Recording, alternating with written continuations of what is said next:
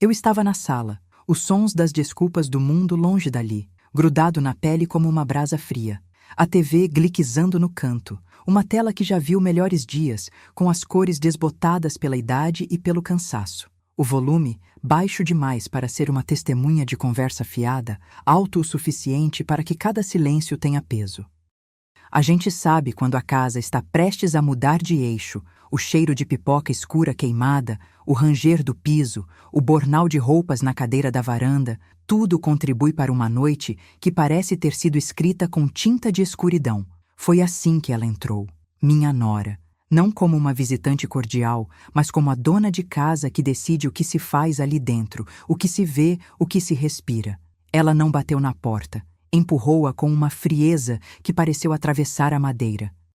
A sala, repito, era minha para aquele instante. Eu, espectador de uma pequena tirania que ia ganhando forma diante dos meus olhos. Ela desligou a televisão sem cerimônia, como se o barulho já estivesse me roubando o ar. O corredor do seu tom de voz cortou o ambiente antes que as palavras chegassem aos meus ouvidos. Não houve apresentação, não houve aviso. Ela soltou a frase que poderia ter vindo de uma autoridade que se acha no direito de ditar a ordem das coisas, de ditar quem fica e quem se vai. Vá para o seu quarto, velha. Não disse com gentileza. Foi com a lâmina da sua frieza, com o peso da garganta que não admite questionamento. A minha sala, de repente, não era mais a minha sala. Tornou-se um espaço de veredito, de sentença que se insinua pelas frestas da minha consciência. Ela roubou de mim o que eu ainda não havia decidido abandonar. Não foi raiva que eu senti, nem indignação. Foi a percepção de que o mundo, naquele instante, dava meia volta para me olhar com a mesma indiferença com que o vida costuma me tratar. A frase cortou o ar como uma lâmina fria. Este é o meu espaço agora. E com ela veio o som invisível de uma porta que se fecha por dentro do peito, daquelas que não se abrem para ninguém depois que o ruído da vida decide deitar do outro lado. Meu filho, oh, meu filho, desviou o olhar. Não para me poupar, mas para não me ver. Ele, que cresceu pisando em silêncio, que aprendeu a não contrariar quando a casa está carregada de palavras que não devem ser ditas em voz alta, olhou para o chão como quem verifica a própria sombra para não desabar. Não houve defesa. Não houve contestação. Foi como assistir a um quadro cair da parede e não ter forças para segurar as bordas da moldura. Eu peguei as chaves. Não foi uma escolha dramática, apenas um impulso que me levou a sair, a buscar nas ruas que já conheço algum consolo que as paredes daquele apartamento não me dariam. A casa respirava diferente agora. Cada quarto carregava a recordação de um dia que parecia ter se separado do restante da vida. Nas roupas penduradas no cabide, no perfume que havia ficado na almofada da minha cadeira favorita, havia uma presença que insistia em ficar. Eu quase ouvi o sussurro de passos que não eram meus, de alguém que se instalava sem cerimônia. Eu parti. A cidade, naquele fim de tarde, parecia ter sido expulsa de um sonho antigo. Os postes projetavam sombras longas, como dedos que agitam uma vela esperando que alguém dê a elas um motivo para queimar. O trânsito, aquele enjoo de luz e ruído, manteve-se indiferente ao drama que se desenrolava dentro daquelas quatro paredes. E eu dirigi sem pressa, porque não havia para onde ir com pressa. O conhecimento de que a casa, agora, era o território da minha nora, deixou-me sem bússolas.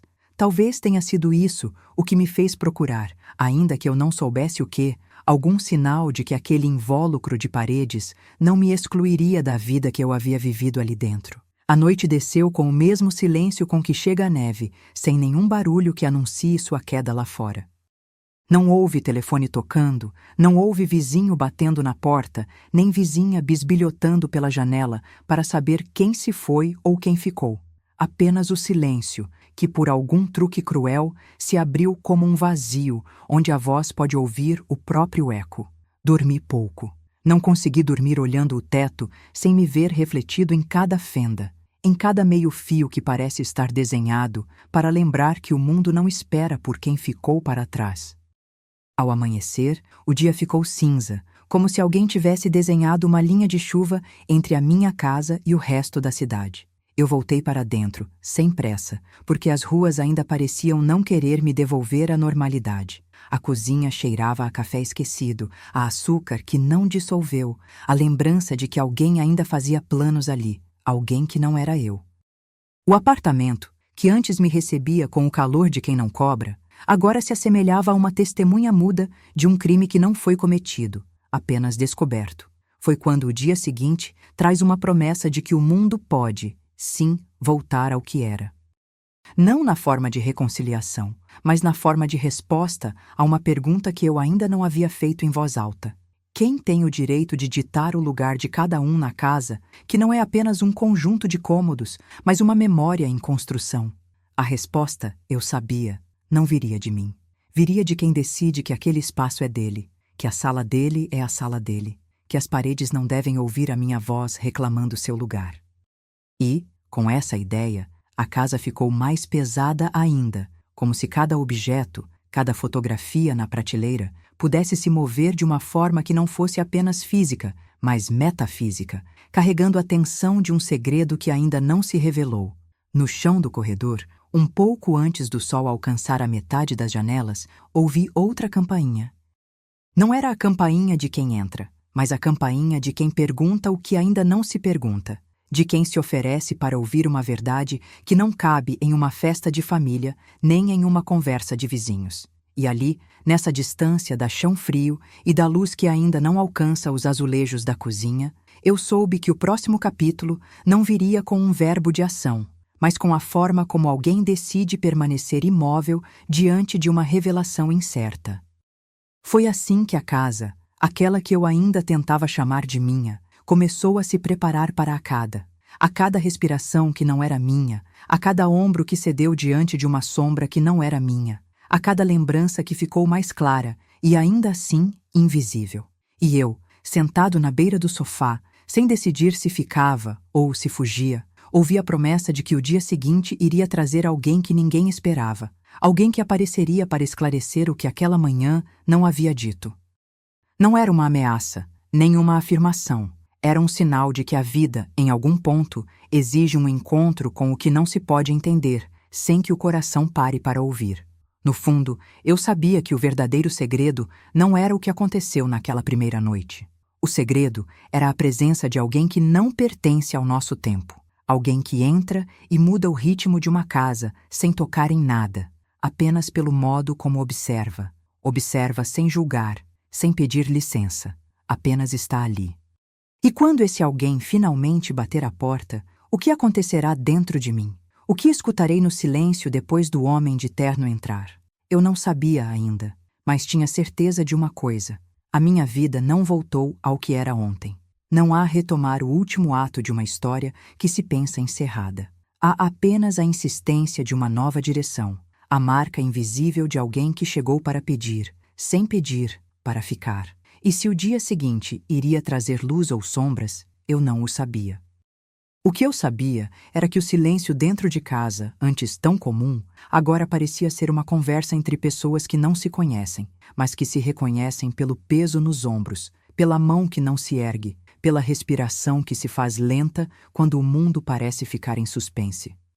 E assim, com a noite preparada para ser vencedora de qualquer drama, eu fiquei ali, imóvel, esperando o que viria, esperando pela palavra que não se fala, pela presença que não se vê, pela verdade que não se ousa pronunciar.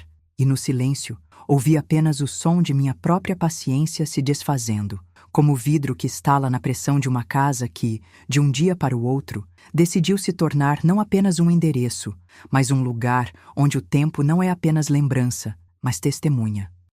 E ali fiquei, esperando, na sala que não era mais minha, na minha própria casa, esperando o aparecimento daquele homem que viria, sem anunciar-se, sem pedir permissão, para escrever a próxima linha de uma história que começou com uma palavra simples: saia. Na manhã seguinte, o silêncio da casa parecia ter ganhado uma espessura de vidro. Cada passo que eu dava, cada esforço para manter o próprio corpo em uma posição de normalidade, soava como se alguém tivesse esticado a sala inteira, comprido as paredes para que o som não pudesse escapar.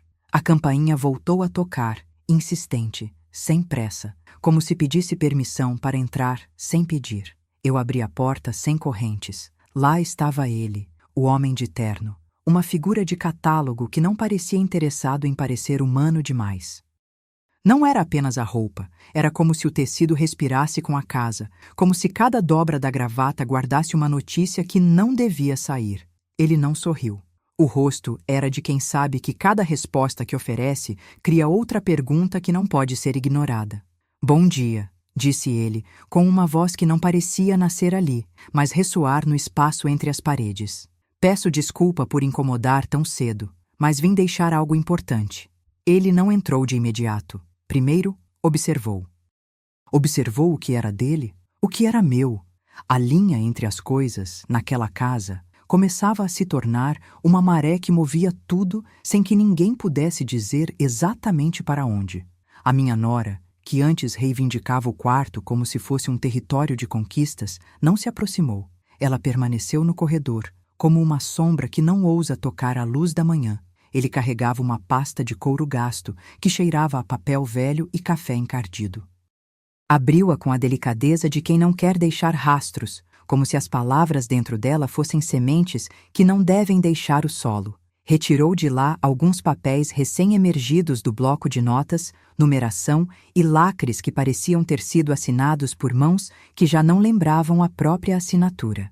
Havia ali o tipo de linguagem que eu reconhecia de bairros onde a vida é uma transação, termos como posse, usufruto, convivência, cessão.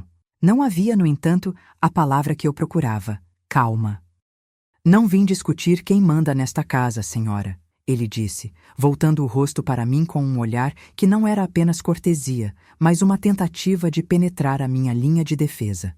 Vim entregar uma notificação que envolve a posse do espaço onde moram. A frase não soou como uma explicação, mas como uma porta que se abre, revelando um corredor onde cada passo pode ruir sob o próprio peso. Minha unha roía o nervo da mão, procurando um ponto de apoio que pudesse me dar firmeza suficiente para não desabar ali mesmo. A nora observou, pela primeira vez, sem rolar os olhos para o chão, sem desviar o olhar para a parede que tinha testemunhado tantas horas de nossa vida.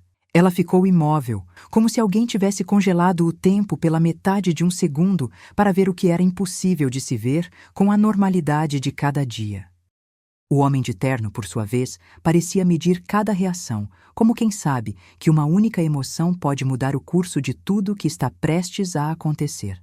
Não é um aviso de despejo, ele explicou, com uma calma que eu quase invejei, porque era a única coisa que parecia racional naquele instante. É um alicerce, uma documentação que aponta para a origem de uma posse que, de forma prática, já está compartilhada entre vocês, mas que precisa ser reconhecida pela lei para evitar que o tempo, de alguma forma, resolva o que não deveria ser resolvido sem julgamento.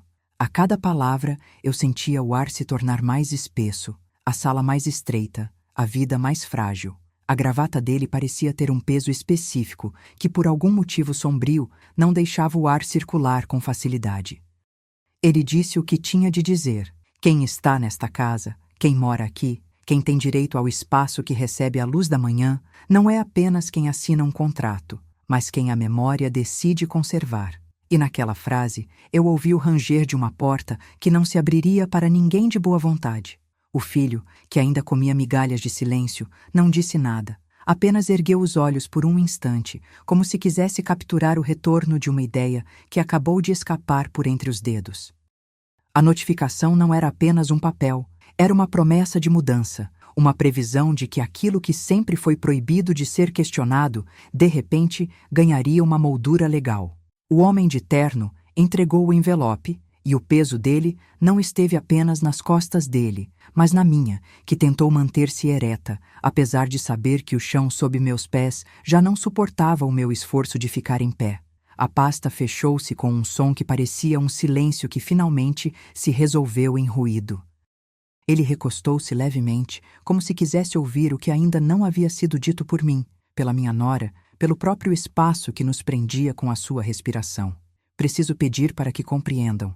Não é meu papel julgar a razão de cada um, apenas confirmar a legitimidade do que já existe. Ele prosseguiu, sem pressa, mas com uma firmeza que cortava qualquer tentativa de conversa casual. Vocês têm direito de permanecer até que as vias legais determinem o próximo passo. Enquanto isso, este espaço não deve ser transformado em campo de batalha, nem para quem já se acostumou com o silêncio, nem para quem aprendeu a viver com ele como se fosse um amigo. E ali, no meio da sala que antes era nossa, o tempo pareceu se dividir em dois. Um que ainda não sabia o que estava prestes a acontecer e outro que já sabia muito bem. A Nora, pela primeira vez desde que a porta foi aberta, abriu a boca para responder, mas o que saiu não foi uma fala, foi uma respiração que se quebrou em rápidas trocas.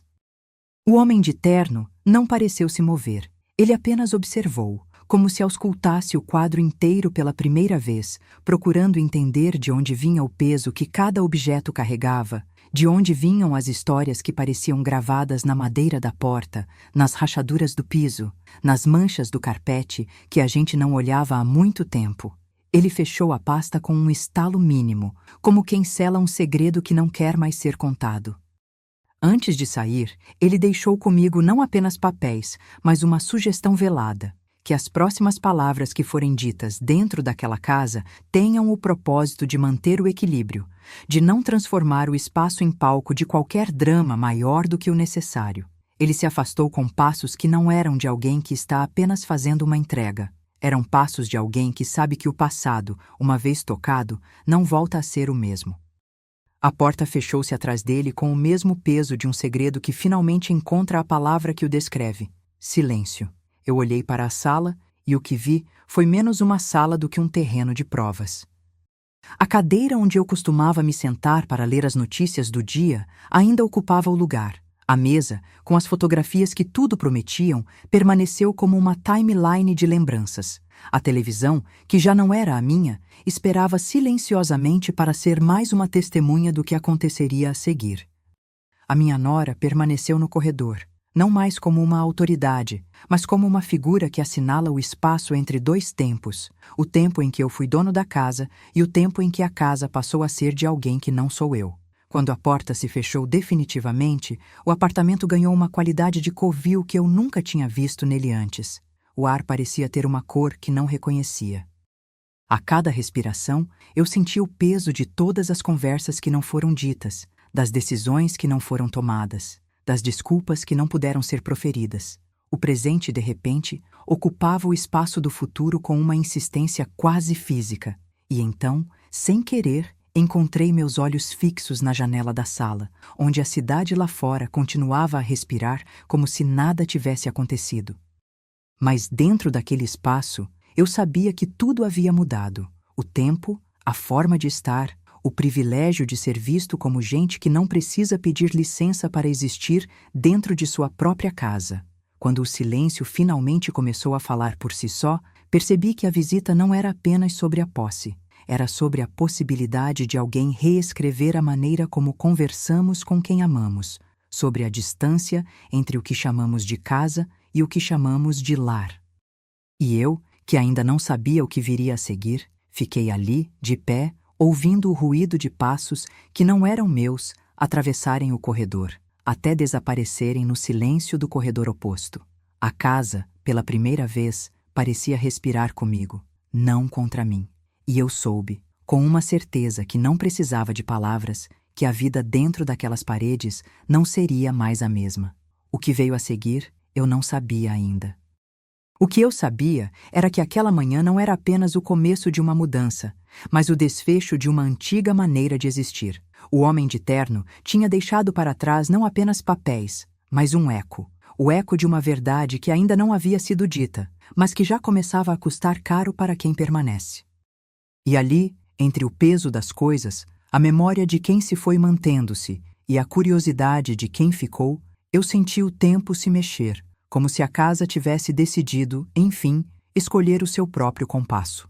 A manhã seguinte chegou com a gravidade de quem carrega uma chuva presa nas roupas. O silêncio não era mais apenas silêncio, era uma testemunha que respira no pescoço, que observa cada movimento como se pudesse medir o peso de uma decisão com o olhar. Eu andava pela casa como quem caminha sobre vidro posto de lado, cada passo em silêncio, cada respiração contida para não acordar o que ainda estivesse dormindo ali dentro. A luz matinal, pálida e insistente, atravessava as cortinas com a precisão de uma lâmina, e cada raio parecia apontar para uma nova fresta de culpa que eu não sabia onde abrigar. A sala, antes cenário de discussões sem começo, ganhou um ar de sala de espera. Sobre a mesa, o envelope entregue pelo homem de terno repousava imóvel, como se estivesse esperando alguém reconhecer nele o próprio peso. Eu não toquei. Deixei que o papel respirasse ao seu tempo, que as palavras ali contidas se apresentassem sem urgência, sem a pressa de quem já sabe a conclusão. A nora ficou no corredor, distante o suficiente para não parecer vigilante, mas próximo o bastante para lembrar que o espaço não era mais só meu. Os gestos dela continuaram contidos, como se alguém tivesse ensinado a ela a arte de não revelar a surpresa antes do ato final. O homem de terno não voltara, nem era esse o objetivo dele. O papel dizia, com uma voz que não conhecia o som da casa, que a posse era uma questão de registro, uma história que o tempo insistia em reescrever sob novas leis. Não havia acusação, apenas uma constatação. Aquele quarto, aquela sala, aquele corredor pertenciam a uma memória coletiva que não se limita ao afeto ou ao ressentimento, mas aquilo que a lei permite que permaneça quando os sentimentos se aquietam e as paredes cansadas ainda guardam ecos de vozes que já não são as nossas. Eu lia e repetia cada frase na minha cabeça como quem ensaia uma oração para pedir força sem pedir compreensão. A nora, pela primeira vez desde a visita, abriu a boca não para cortar uma frase, mas para medir o espaço entre dois mundos. Ela não articulou uma defesa, apenas observou, o rosto em silêncio, como quem avalia o terreno antes de plantar uma semente que sabe que não poderá regar com o próprio suor.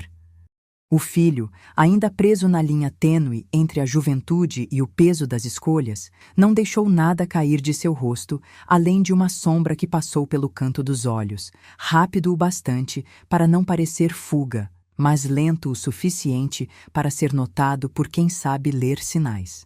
A casa, naquele dia, começou a falar de novo, mas de modo diferente. Não era mais o ruído de uma disputa que podia ser resolvida com palavras que cortam o ar.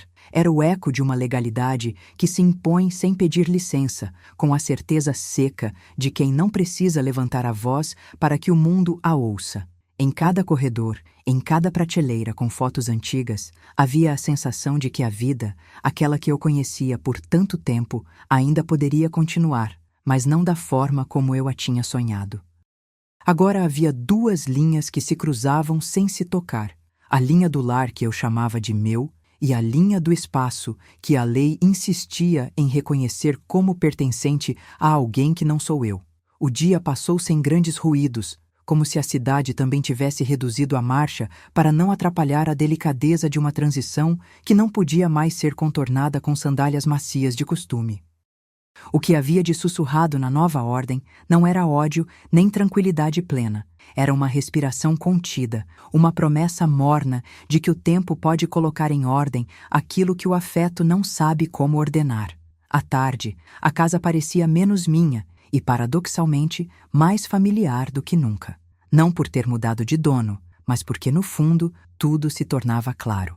Quem decide onde mora é quem decide onde o passado pode ficar guardado, onde o futuro pode ser reconstruído. À noite, quando a cidade adormeceu sob a camada cinzenta de nuvens pesadas, o silêncio ganhou outra qualidade. Não era apenas a ausência de som, era a presença de uma pausa que tudo permite, inclusive o temor de que a qualquer momento alguém toque a campainha com algo importante a dizer. Eu me sentei na beira do sofá, as mãos entrelaçadas, e olhei para a sala que já não era apenas minha, mas que ainda guardava minha respiração.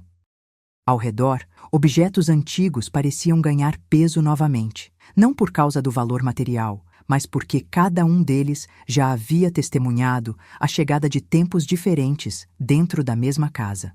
Foi então que percebi uma coisa que o dia não havia dito em voz alta. A vida não se destrói apenas pela violação de um espaço.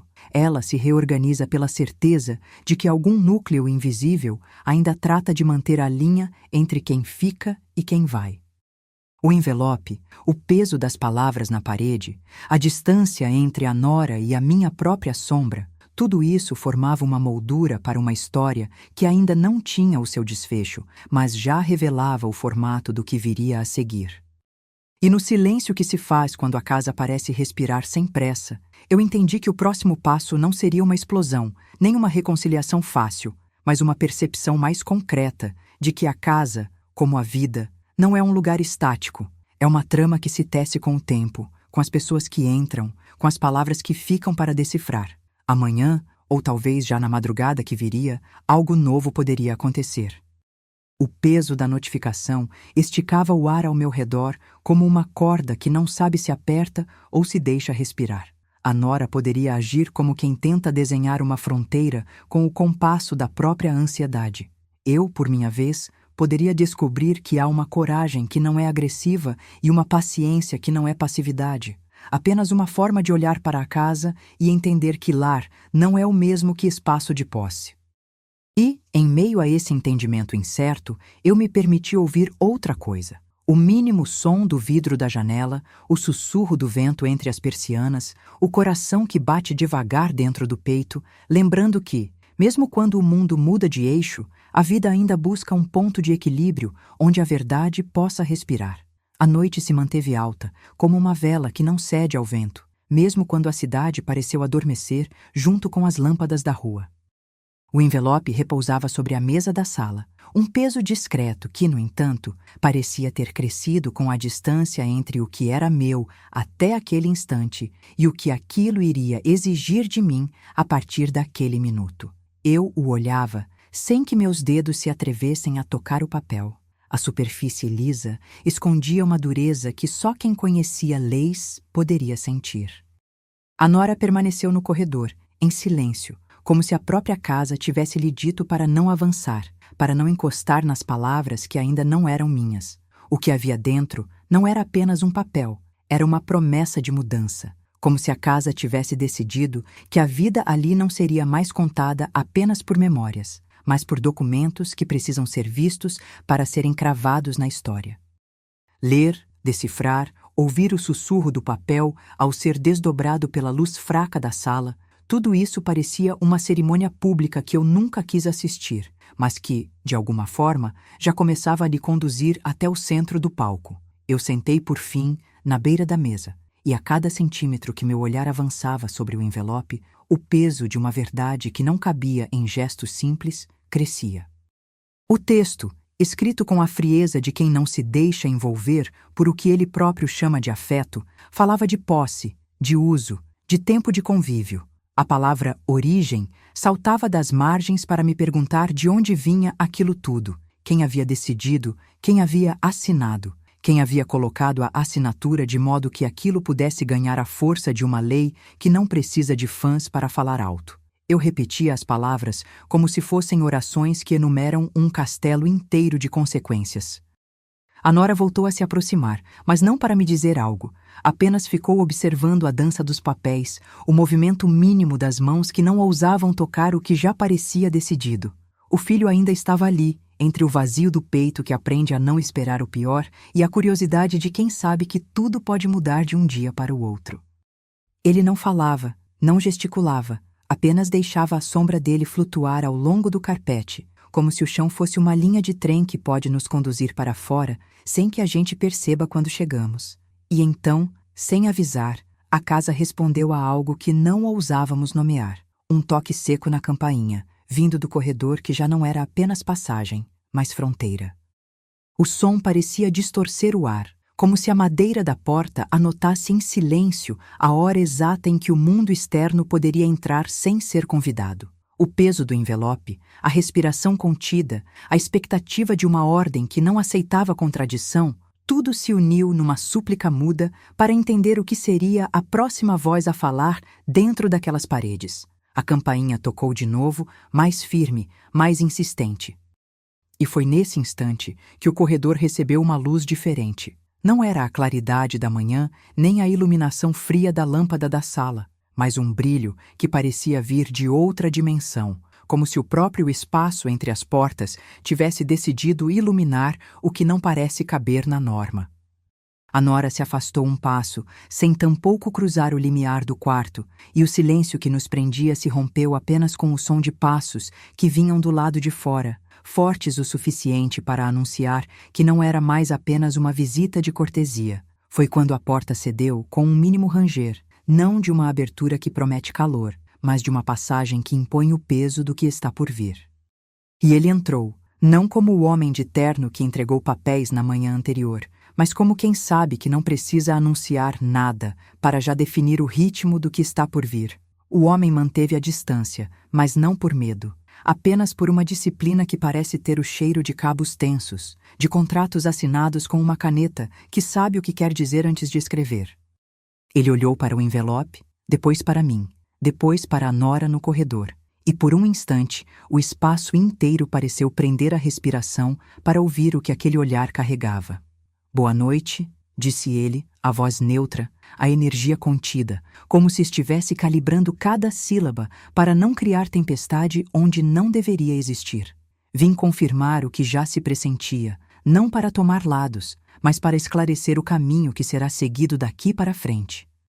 E então, sem pressa, ele deu um passo à frente, não cruzando a linha do que ainda era meu, apenas aproximando-se o suficiente para que o peso da notícia atingisse a sala inteira.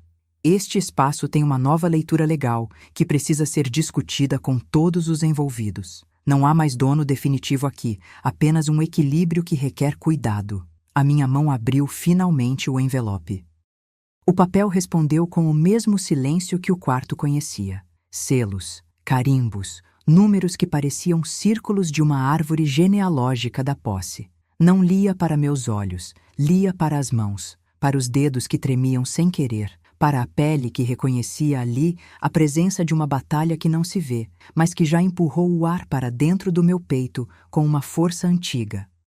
O soneto da casa parecia ter sido escrito com uma tinta que não seca. Cada linha que eu lia era uma linha que se desenhava sozinha, uma verdade que não aceitava ironias. O homem de terno que aparecera agora não era apenas um mensageiro, era o porta-voz de uma ordem que não se discute nem se negocia com bons modos. Ele pediu para ficar, não para discutir, mas para observar.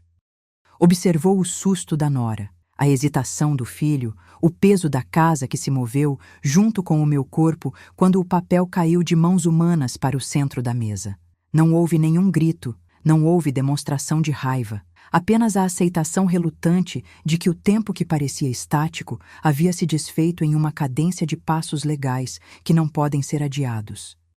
Ao fim, ele deixou comigo não apenas as palavras impressas, mas a certeza de que a próxima manhã traria algo que não era apenas a continuação de uma briga entre o que é meu e o que é dele. Era a frase que não se diz em voz alta, o acordo que não se assina com festa, a linha tênue entre lar e terra de ninguém que a lei precisa atravessar para que o tempo, enfim, possa respirar sem que o peso de uma vida anterior o oprimisse. E então, depois que ele fechou a porta com aquele silêncio que parece pesar mais que qualquer ruído humano, a casa retomou sua respiração. A nora desfez o olhar que antes fixava o espaço como quem olha um mapa que não pode ser alterado sem destruir tudo ao redor. O filho ergueu os ombros, não em alívio, mas em uma aceitação que ainda precisa de um dia inteiro para se entender. E eu, com o envelope recém-aberto sobre a mesa, percebi que a minha vida não voltaria a ser a mesma, não porque alguém tenha me retirado algo, mas porque alguém, pela primeira vez, veio dizer que a nossa casa não tem dono definitivo. Tem regras, tem documentos, tem um tempo de espera para tudo ser resolvido, para que, no fim, meus passos possam escolher sem pressa o caminho a seguir. Agora, enquanto o corredor volta a ficar calmo e a cidade lá fora parece não ter notado o peso que a nossa casa carregou ali dentro, aguardo a próxima resposta do destino. Não como um clímax súbito, mas como a continuação de uma música que começou tímida e, aos poucos, se tornou uma melodia grave que só aumenta a cada nota. O próximo movimento não chega com ruído. Ele se aproxima com a própria presença do que está para ser decidido. E eu, de pé, observo o encontro entre o que a minha alma chama de lar e o que a lei decide chamar de espaço. E espero. Porque às vezes a vida só se revela quando a porta não se abre por educação, mas porque alguém precisa que o mundo entre. Naquela manhã, a casa pareceu acordar com uma respiração mais lenta, como se o ar precisasse se ajustar ao peso que a papelada recém-abrida impunha. O envelope, ainda aberto na borda da mesa, parecia respirar junto comigo, cada dobra carregando a urgência de uma frase que ainda não havia sido dita ali dentro, mas que já pesava sobre todos nós. A nora ficou no corredor, não mais apenas como testemunha, mas como alguém que reconhecia o chão que cintilava sob nossos passos, aquele chão que agora tinha outra cor, a cor seca da legalidade. Eu, sentado à mesa, relembrei o rosto do homem de terno, a distância contida, o silêncio que escolhia cada palavra com cuidado, o modo como deixou a porta entreaberta entre o mundo que conhecíamos e o que o papel anunciava como inevitável. As letras no envelope não pediam licença. Elas surgiam como um mapa que precisaria ser seguido, não por revolta, mas por uma espécie de respeito sombrio pela verdade que não admite desculpas. A nora, olhos fixos no papel, não abriu a boca. Apenas respirou de modo contido, como se cada inspiração fosse um ato de congelar o tempo para não deixar que a realidade se dissolvesse antes de ser compreendida. Meu filho, ainda tão jovem e ao mesmo tempo já tão cansado de assinar ausências, moveu-se um pouco para o lado, deixando a sombra dele cair sobre o carpete como um aviso. Não era raiva ou medo explícito, era a transformação lenta de uma casa que começa a se dividir entre dois modos de existir: o modo de quem fica e o modo de quem determina que o tempo de ficar não é mais definitivo. E no meio de tudo isso, o envelope continuava ali, branco, pesado, uma promessa que não cabia mais em gestos, apenas em datas, termos e lacres que pareciam ter sido desenhados com uma rigidez quase cruel. Foi então que a casa pareceu responder a alguma coisa que ainda não ousávamos nomear. O som da campainha, antes apenas uma lembrança de visitas e conclusões, retornou com uma cadência diferente, como se alguém refletisse sobre cada toque antes de escolher o momento certo de aparecer. O corredor recebeu a visão de uma figura que não era a do homem de terno, nem a da nora, nem a do filho, mas alguém que trazia consigo o peso de outra autoridade, uma jovem com clipboard, um rapaz de cabelo curto, uma funcionária do cartório que veio para registrar o que já tinha sido quase decidido pelo tempo. Ela não entrou com a pressa de quem impõe. Entrou com a calma de quem sabe que as palavras, quando ditas no meio de uma casa, precisam obedecer a uma regra invisível de distância e prova. Olhou para o envelope, tocou-o com a ponta dos dedos como se fosse tocar uma pele sensível e depois olhou para nós com um sorriso contido, quase secretamente cúmplice com a ideia de que ali começava uma etapa que não poderia ser contornada com raiva ou com chantagem emocional. Boa noite, ela disse, com a voz que não pretendia ferir, apenas registrar. Sou do cartório. Viemos para entender a origem desta posse à luz da lei, para que possamos orientar os próximos passos sem transformar o espaço em campo de batalha. Não havia acusação na forma como falava. Havia uma proposta de equilíbrio, uma promessa de que o tempo, ainda que pesado, poderia ser organizado de modo que cada voz tivesse a chance de ser ouvida sem ruir o que já foi construído entre as paredes. A nora recuou um passo, não para fugir, mas para medir a distância entre o passado que ela reivindicava como conquista e o futuro que o papel parecia exigir. O filho permaneceu onde estava, a cabeça erguida, os ombros cerrados, como se a própria casa tivesse lhe confiado um peso que ele ainda não sabia carregar, mas que precisaria aprender a manter sem quebrar. E eu apenas observei. Não porque não tivesse uma opinião, mas porque naquele instante percebi que a opinião já não seria suficiente para atravessar a nova ponte que se erguia entre o que fomos e o que se tornaria obrigatório. A funcionária abriu o envelope com compostura, quebrou o lacre com o mesmo cuidado com que alguém desembrulha um presente que pode revelar algo que assusta. Não leu alto, apenas apontou para trechos que deveriam ser anotados, datas que deveriam ser registradas, termos que precisavam de confirmação perante a lei. Ela explicou, com uma suavidade que parecia medir cada palavra. Aquele espaço não seria apenas o palco da nossa convivência, mas um ponto de encontro entre memória e documentação, entre o afeto que sobra e as regras que não perdoam o que já foi feito sem autorização formal. Quando tudo terminou, quando o papel voltou a repousar na mesa com a gravidade de quem deixa um segredo sob a luz amena de uma lâmpada, ficou claro que o próximo movimento não seria um choque, mas uma cadência, uma reunião, uma leitura pública do histórico da casa, uma nova linha de tempo que nos exigiria escutar mais do que falar antes de responder. A nora, que durante tanto tempo transformou o espaço em um território de domínio, deixou-se tocar por aquela aura de imparcialidade. O filho acenou com a cabeça, como se estivesse reconhecendo, ainda que a pele do rosto não dissesse nada, que o lugar onde vivíamos não dependia apenas de quem morava ali, mas de uma ordem que precisava ser respeitada para que o lar não se desintegrasse em disputas. Eu, por fim, senti o peso do envelope como uma mão que não sabe se deve puxar para perto ou empurrar para longe. A casa, antes tão íntima, parecia agora uma sala de audiência onde cada objeto poderia ser testemunha. A mesa com as marcas do tempo, a fotografia de dias que já não voltariam, a cadeira onde eu costumava sonhar com a privacidade que a vida parece prometer e que naquele instante era apenas uma memória que não ousava se erguer. E enquanto todos nós olhávamos para frente, sem saber exatamente qual seria o primeiro passo a ser dado, ouvi mais uma vez o som da campainha, não para anunciar alguém que chega apenas para falar, mas para confirmar que a casa, com a ajuda da lei, está pronta para ouvir também quem ficou, quem partiu e quem ficou à beira de uma mudança que não admite truques nem desculpas. O próximo movimento, pensei, não virá de uma vitória emocional nem de uma reconciliação fácil. Virá da capacidade de escolher entre o que o coração ainda tenta proteger e o que a documentação exige que seja feito, o caminho que não quebre o que ainda resta de casa.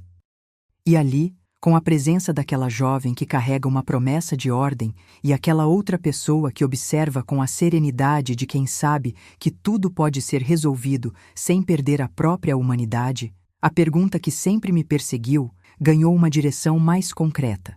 Qual espaço, afinal, é verdadeiramente nosso quando a lei decide onde termina o nosso domínio e onde começa o tempo de alguém que não somos mais nós? Amanheceu com um peso que não vinha da chuva, mas do relatório que começava a tomar forma no papel branco do cartório. A casa, que ainda parecia respirando em um compasso meio lento, recebeu a manhã como quem recebe uma visita indesejada, que, no entanto, não pode ser ignorada. O envelope, repousando na mesa, parecia menos um testemunho de coisa já decidida do que uma promessa de que tudo ali dentro precisaria se ajustar ao tempo da lei.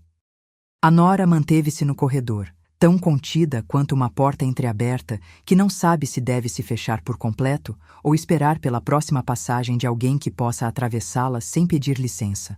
O filho, por sua vez, ergueu o queixo, deixando que a sombra dele caísse sobre o carpete, como se fosse sinal de algo que o mapa da casa não soubesse como registrar.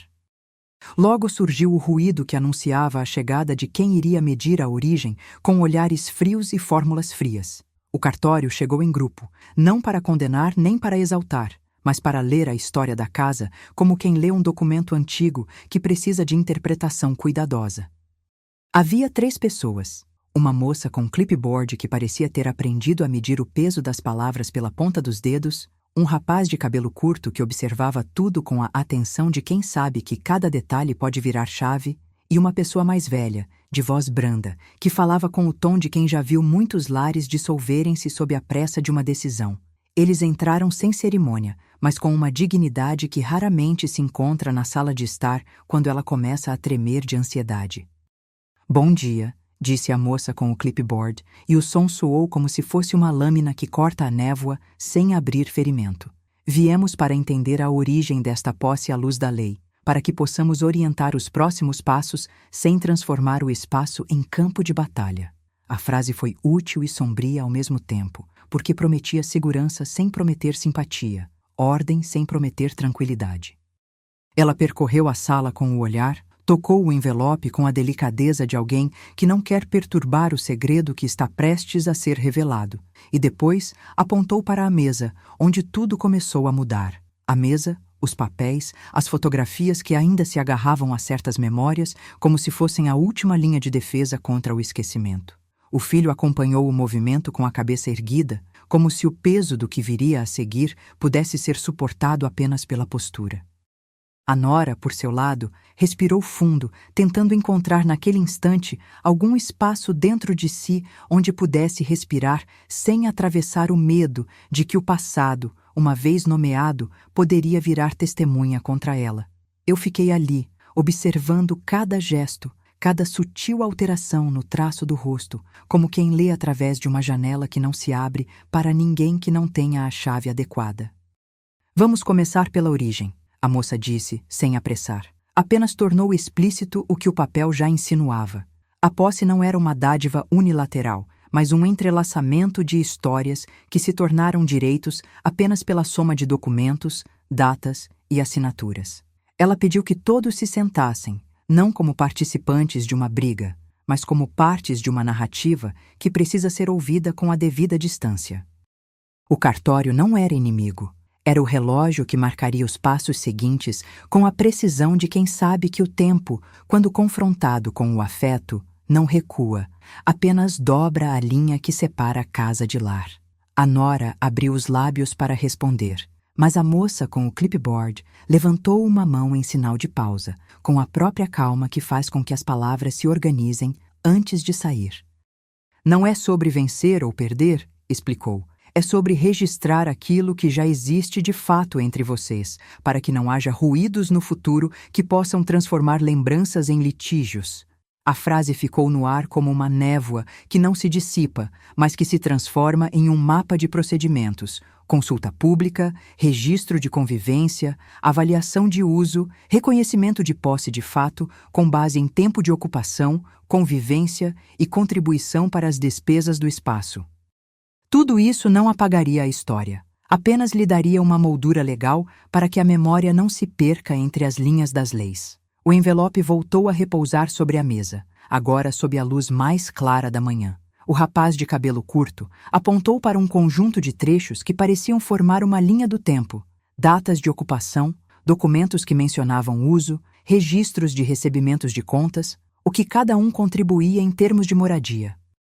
A moça explicou com paciência que a origem não era apenas o começo de uma relação de espaço, mas a justificação de uma continuidade que deveria ser reconhecida pela sociedade para evitar que o tempo, na ausência de palavras que digam "isso é nosso", decida por si só o que fica ou o que parte.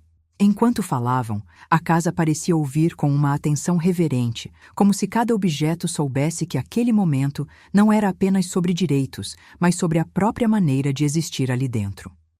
As fotografias na mesa, as plantas no canto, a cadeira que range quando alguém se senta para pensar, tudo ganhou uma espécie de significação ritual. O som da campainha, que antes trazia a promessa de alguém que chega para anunciar mudanças, ficou apenas como uma lembrança de que o mundo externo também tem suas próprias regras para entrar, sem atropelar a intimidade que a lei ainda precisa respeitar. Ao final, não houve explosão. Houve uma votação interna, um acordo silencioso de que aquele espaço poderia continuar a existir desde que fosse registrado, que houvesse clareza entre o que é memória do que é documento, entre o que é afeto do que é obrigação. A nora suspirou, não de alívio, mas de uma compreensão que ainda precisa de tempo para se consolidar. O filho assentiu com menos tremor do que antes, como se o peso que carregava tivesse encontrado uma linha de apoio naquilo que foi dito. E eu, olhando para o envelope fechado, percebi que o próximo passo não seria o fim nem o clímax, mas a continuação de uma organização que respeita a história sem sufocá-la, que permite que a casa respire, ainda que sob o peso da lei. Ao sair, a equipe deixou para trás a sensação de que algo essencial havia sido tocado. Não a conquista de um território, mas a chance de existir dentro dele com mais zelo e menos dor. E, enquanto a porta se fechava atrás deles, o silêncio que restou no corredor parecia carregar, pela primeira vez desde o início, a ideia de que lar não é apenas o espaço que ocupamos, mas a forma como o tempo o reconhece como nosso, não pela força, mas pela ordem que seguimos juntos. A luz da manhã entrava pela persiana com a delicadeza de quem não quer acordar ninguém a tempo demais. O envelope, agora repousando no centro da mesa, parecia ter virado um objeto de custódia, guardado por mãos que não eram as nossas, pela lei que não pergunta se dói ou não. A nora manteve-se na margem do corredor, não mais como quem observa para controlar, mas como alguém que tenta entender onde fica o limite entre o afeto que ainda existe e o espaço que a documentação impõe. O filho, sentado na cadeira que range sob o peso dos dias, deixou a sombra dele cair sobre o carpete, como se o chão quisesse lembrar que cada passo pode calibrar o que ainda é possível manter. A equipe do cartório já se articulava com uma cadência de quem sabe que a história não se resolve em uma única audiência. A moça com o clipboard reaprendeu o tom de quem conversa sem fazer promessas vazias.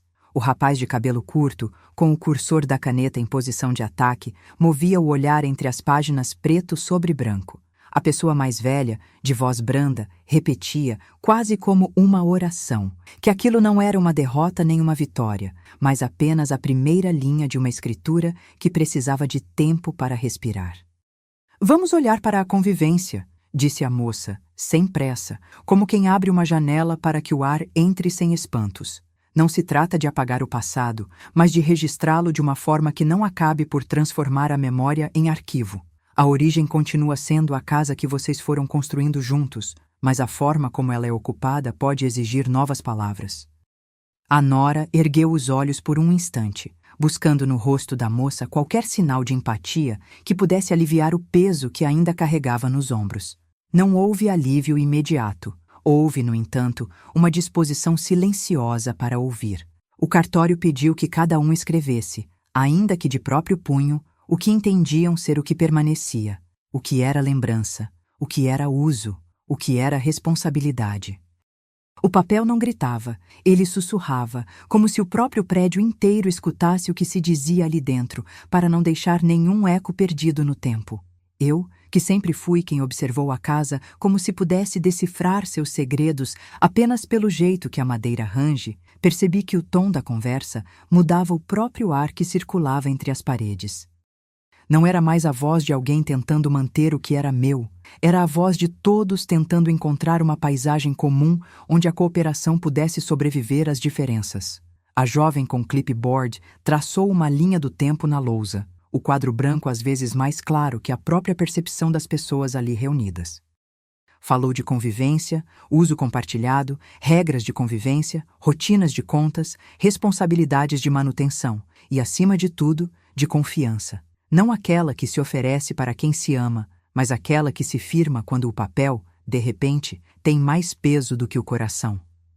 O filho olhou para a nora com uma espécie de coragem contenida, como se estivesse reconhecendo que o caminho pode não ser o da briga, mas o da construção cuidadosa de um lugar para todos, sem que ninguém precise perder o que já tem. Foi então que a casa pareceu acolher a ideia de que o lar não é uma posse unilateral, mas uma prática compartilhada. O envelope, que antes parecia uma sentença, agora aparentava ser apenas a bússola de uma rota que todos teriam de percorrer juntos. A nora não sorriu, mas o que houve foi uma espécie de arraste de medo para o canto mais humano do peito. Ainda existe desejo de manter a dignidade do que se construiu. Ainda existe vontade de não transformar a convivência em uma guerra silenciosa de datas e documentos. O filho, pela primeira vez desde a chegada daqueles novos mestres da lei, abriu uma fresta de esperança nos olhos, como se o mapa de paredes pudesse, com a ajuda dos próximos passos, ganhar contorno claro o suficiente para não sufocar nenhum sonho. Ao fim da tarde, já era noite sem tempestade, e a casa, que antes parecia respirar sob a respiração de alguém que não cabia mais nela, começou a respirar junto com a decisão que emergia dos papéis. A vida ali continuaria, mas sob regras que reconheciam o passado sem apagar a presença de cada um. Não haveria expulsão, haveria uma renegociação, uma partilha que não ferisse o que foi construído, uma reescrita que não destruísse a memória. A nora tocou o envelope com a ponta dos dedos, apenas para sentir o peso de uma humanidade que não pode ser reduzida a uma simples linha de posse.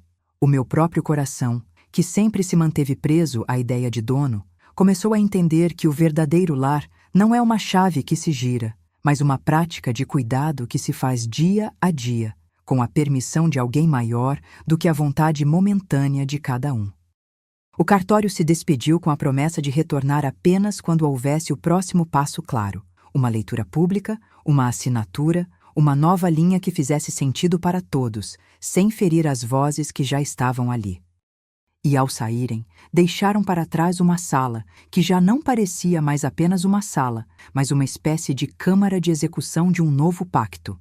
Não mais uma batalha pela posse, mas uma dança lenta de nomeações, datas, diligências e acordos que permitiam que a casa respirasse como um ser vivo, não como um objeto de disputa.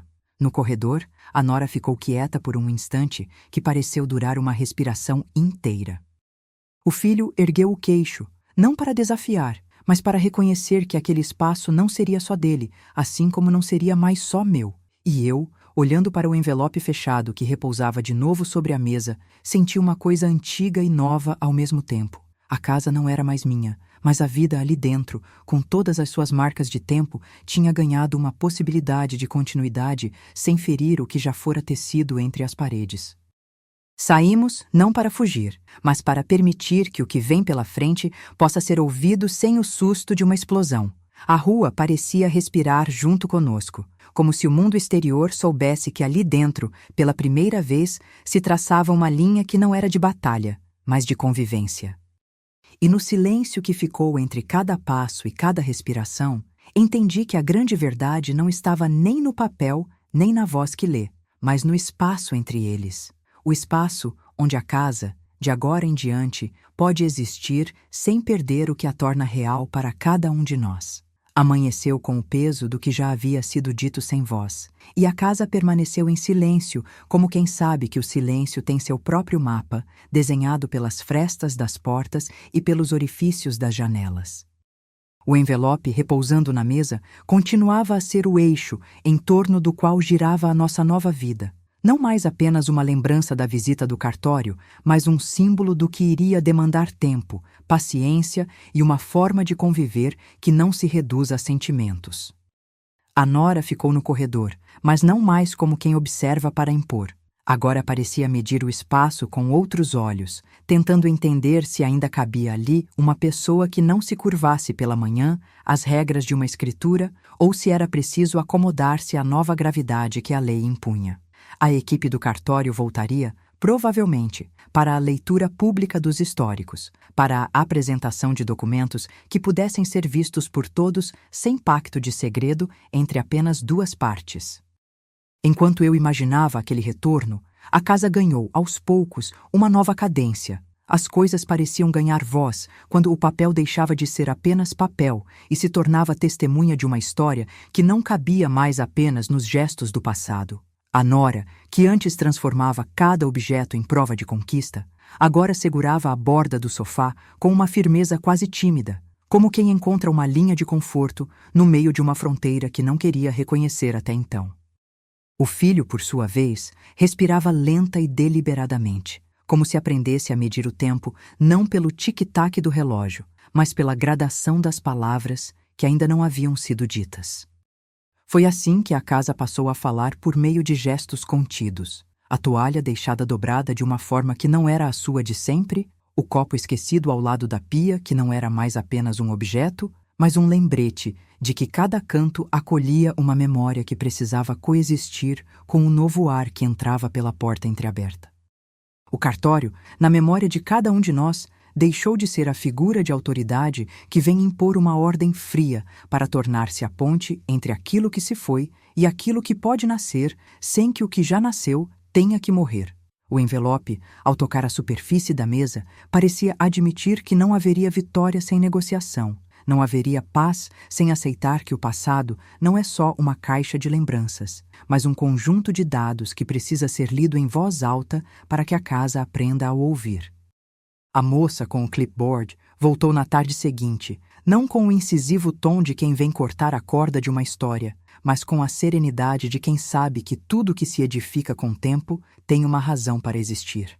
O rapaz de cabelo curto trouxe na maleta o que parecia ser uma agenda de encontros, datas para reuniões, prazos para leitura, horários para assinaturas e a promessa de que cada etapa seria registrada de modo que nenhum eco do que foi passado se perdesse no ruído do que está por vir. A pessoa mais velha, com a voz branda, repetia, como uma oração prática, que a vida não se reduz a acordos nem a disputas legais, que é preciso manter o cuidado com as vozes que já estão ali, com as memórias que permanecem, mesmo quando a casa tenta se adaptar a um novo modo de viver. Quando começaram as falas, a casa, que até então parecia obedecer apenas ao peso dos objetos, ganhou um ritmo novo. Não era mais o som de uma casa que se defende. Era o som de uma casa que aprende a respirar sob as regras de convivência que não ferem ninguém, mas que reconhecem que cada um tem uma história que precisa ser ouvida, sem que a outra parte tenha de repetir o gesto de ceder o que não quer ceder. A nora, pela primeira vez de forma mais clara, deixou entrever um sorriso contido ao ouvir as palavras sobre convivência compartilhada, sobre uso de fato com base em tempo de ocupação, contribuições e responsabilidades. O filho ergueu o queixo, não para desafiar, mas para sinalizar que aquele caminho poderia sim ser trilhado sem destruição do que já foi construído, desde que todos aceitassem que a casa não era de ninguém apenas por direito bruto, mas por um acordo que reconhece a humanidade de cada um que ali respira. Ao final daquele encontro, a sala ficou menos carregada de tensão e mais iluminada pela visão de que a vida pode continuar, desde que se escreva uma nova linha de convivência que não negue o passado, mas que o inclua. A nora segurou o envelope com a ponta dos dedos, não para esmagá-lo, mas para sentir o peso de uma responsabilidade que não é apenas de quem manda, mas de quem importa manter o lar funcionando como um organismo vivo, capaz de se adaptar sem exprimir a dor de quem ficou para trás. O filho, com um silêncio que não era fuga, permitiu-se ver nos papéis a prova de que o tempo não precisa ser inimigo, apenas o árbitro de uma nova forma de partilha. Eu, por minha vez, fiquei ali, entre a lembrança do que foi e a possibilidade do que pode ser. Entendi, de modo quase lento, que a casa não nos pertence porque alguém assinou um papel, mas porque ela permaneceu, apesar de tudo, um lugar onde a vida pode acontecer, mesmo que as regras ganhem uma feição menos suave do que a do passado. A cada palavra lida, a cada linha sublinhada, percebi que a origem da posse não é apenas a origem de uma casa, mas a origem de uma história que precisa ser contada sem que ninguém tenha de morrer para que a memória tenha vez e voz. No final da tarde, quando a luz já não era mais a mesma e a distância entre o que era lícito e o que era sentido parecia menos tensa, deixamos claro que haveria uma próxima etapa, uma leitura pública, uma sessão que reuniria todos os elementos da história para que a casa, de uma vez por todas, recebesse o olhar de quem sabe registrar sem ferir. A nora olhou para o envelope como quem encara uma bússola apontando para o norte. Não era mais um objeto de disputa, mas uma ferramenta para guiar o que viria a seguir. O filho, com um leve aceno de cabeça, parecia ter aceitado que o mapa da casa não seria traçado apenas por sentimentos, mas por linhas que obedecem a uma lei maior do que a vontade momentânea de cada um. E eu, ainda entre o peso do papel e o calor do carpete que conhecia há tanto tempo, senti que a casa, sem perder a sua essência, começava a respirar com uma cadência de cooperação. Não era uma vitória, nem uma derrota. Era a construção de uma ponte, lenta, resistente, feita com as mãos trêmulas de quem sabe que o que está em jogo não é apenas um lugar para morar, mas o direito de que a memória permaneça, desde que seja cuidada com responsabilidade. E ali, enquanto o cartório se organizava para a próxima audiência, ficou a pergunta que não precisa de resposta imediata. Qual é o verdadeiro espaço que chamamos de nosso quando a lei aponta para o equilíbrio entre o que é memória e o que é uso, entre o que é casa e o que é lar, entre o que a gente herdou e o que ainda podemos escolher para o futuro? A sala ainda pulsava com o silêncio que ficou preso na pele, como se alguém tivesse apertado um botão invisível e desligado tudo ao meu redor ao mesmo tempo em que acendia um medo antigo dentro do peito. A tela da TV ainda lembrava, sem brilho, a noite anterior, não pela imagem, mas pelo peso do que aconteceu ali. Uma ordem lenta, seca, que cortou o ar e fez o tempo parecer dobro, lento, quase doloroso. Ela desligou o aparelho com a frieza de quem apaga uma vela, ao perceber que o fôlego do espaço já não cabe mais naquele jeito de conviver que havia sido tão familiar. Não houve conversa, nem desculpa, apenas o golpe surdo de uma nova regra que se insinuava pelas frestas das paredes, como se a casa tivesse descoberto um ponto cego onde a claridade não alcança e a memória não quer lembrar. Ela, minha nora, ficou em pé no corredor e, pela primeira vez, não parecia mover-se apenas para dominar a distância entre o meu mundo e o dela. Parecia medir o chão com a exatidão de quem sabe que cada passo pode custar caro, pode deixar uma marca que ninguém apaga. E eu, sentado naquele exato lugar onde sempre achei que poderia parecer invisível, descobri que a sala não era mais apenas um espaço de passagem. Era um território de decisões que não pedem licença para existir. Apenas são impostas quando alguém fecha a porta ao seu redor com a firmeza de quem sabe que entrou já em território hostil. O som ali não era de brigas, mas de um silêncio que se instalou como uma camada densa sobre o ar, fazendo com que cada respiração parecesse uma notícia que se anuncia com atraso. Peguei as chaves sem muita pressa, como quem toca o ferro frio de uma grade para confirmar que ainda há algo que não se pode romper. Saí, não como quem foge, mas como quem precisa de um espaço para respirar sem o peso de uma sentença mudando o eixo da casa inteira. O corredor parecia mais longo do que o usual. As sombras se alongavam, como se o entardecer tivesse decidido permanecer mais tempo dentro da casa para observar quem ficaria e quem partiria. A rua, nesse começo de manhã, carregava uma calma áspera, a espécie de quietude que antecede uma tempestade que não é de água, mas de palavras que precisam ser ditas para que o silêncio não se torne um inimigo invisível. O ar tinha cheiro de chuva que ainda não caiu, de madeira que respira quando os dias mudam de ângulo, de coisas que ficam no ar como se sussurrassem segredos que ninguém quer ouvir de mais alto. Enquanto eu caminhava, a cidade parecia observar, sem pressa, o giro de uma vida que se recusa a seguir apenas o que o destino, ou o acaso, impõe. Havia no ar uma sensação de que tudo poderia, de repente, desmoronar ou reajustar-se para caber em algo que ainda não conhecemos. Algo que não se pode nomear com clareza sem que o coração se aperte.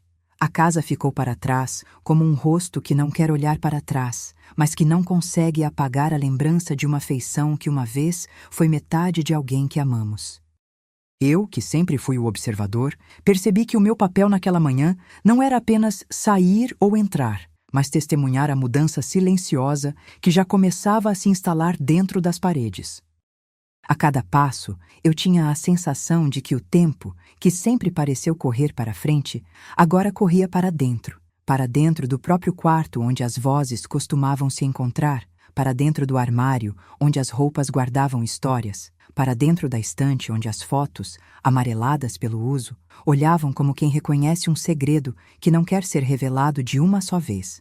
Voltei a casa, mais leve no corpo, menos leve na mente.